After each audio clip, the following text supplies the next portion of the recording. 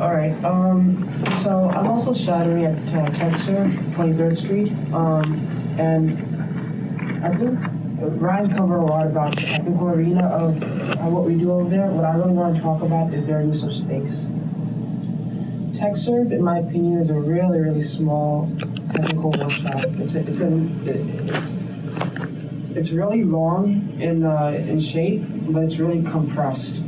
And I don't think there's a single space in that entire 3 floors or at least 2 floors, 2 real floors that they have, that hasn't been really used.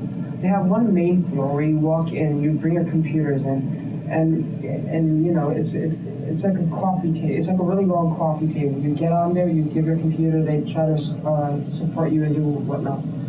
You get it, you take it in the back. Desktops are repaired in the back, and laptops are repaired up on a small second level.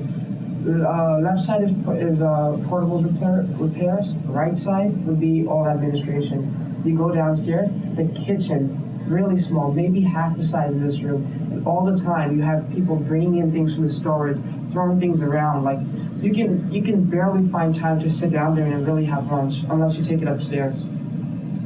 Right behind the kitchen, huge administration column.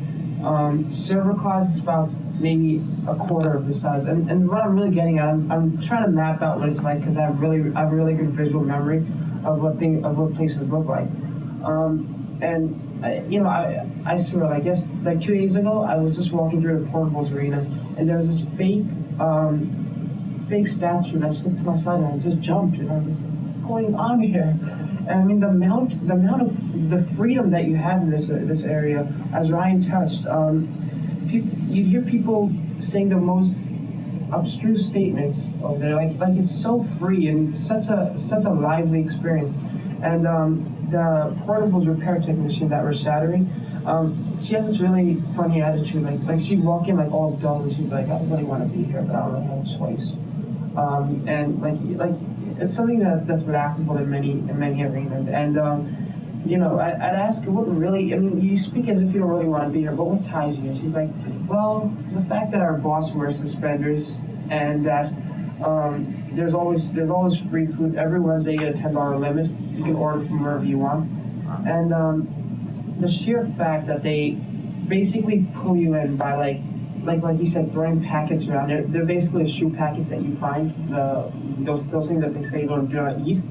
They throw them around left and right, and you just hear people screaming and cursing all day long, and like doing the most weirdest things. And I'm describing this really weird place, but if you all live in this weird place for maybe 4 months, you get addicted to it. You know, it's impossible to want to really leave it. And you have people of the most people that just dropped out of high school, dropped out of college, graduated the greatest colleges, sons of Columbia University, daughters of Yale. And you're like, why are we all in this one environment? You'd expect the person that graduated from Columbia to be at the highest law firm.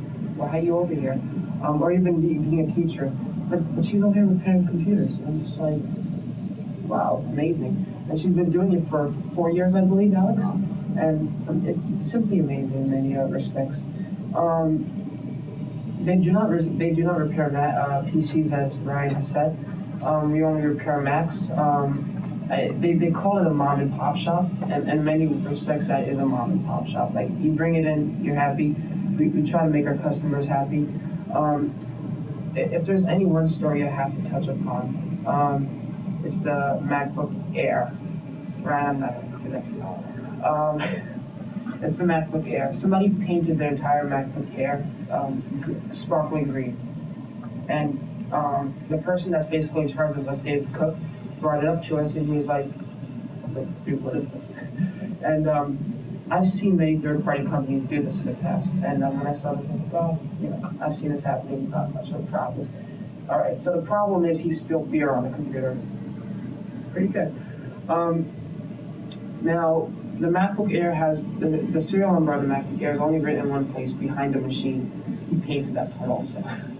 So he wasn't able to really repair that. And we're all looking at him like, you expressed your love towards Apple, and you wanted to share how much you've done this and whatnot.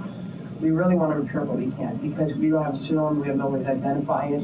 It could be just a stolen device from the UPS, card. So he's looking at us and we're like, take it to Apple, because TechServe is really not an Apple repair shop, it's a subsidiary of Apple. And so you were like, take it to Apple, tell them that you love them like anything, they're passionate, maybe they'll give you some pity and repair it. We don't really know what's going on there. And one last thing I probably do want to touch upon, I need to write my glasses, I'm going blind, sorry. The relationship between Apple and TechServe. We all know about how Sprint stores work, they're all Sprint stores, but then we have other stores that aren't really Sprint, but they host Sprint, phones and plans and everything. Apple and TechServe work in similar matters, and there really is a strong love-hate relationship between Apple and TechServe, and I find that to be really amazing, because I never think that it really exists that way. TechServe repairs computers that are past 6 months old, and Apple sort of loves and hates that. Apple loves that because they don't need to deal with it, but they hate it because TechServe still has to order parts from Apple, which will cost them. TechServe will do a lot of things Apple won't do on the front end. And as I'm shadowing people in the portables and the desktops, I would see that that people in the back would really spend more time, in my opinion, than people in Apple. I'm sorry to say that, product like that. And you know what? My primary example of that is my own Mac Pro, which I own. I sent it to a depot to get repaired, which is the place in Texas that everybody repairs computers.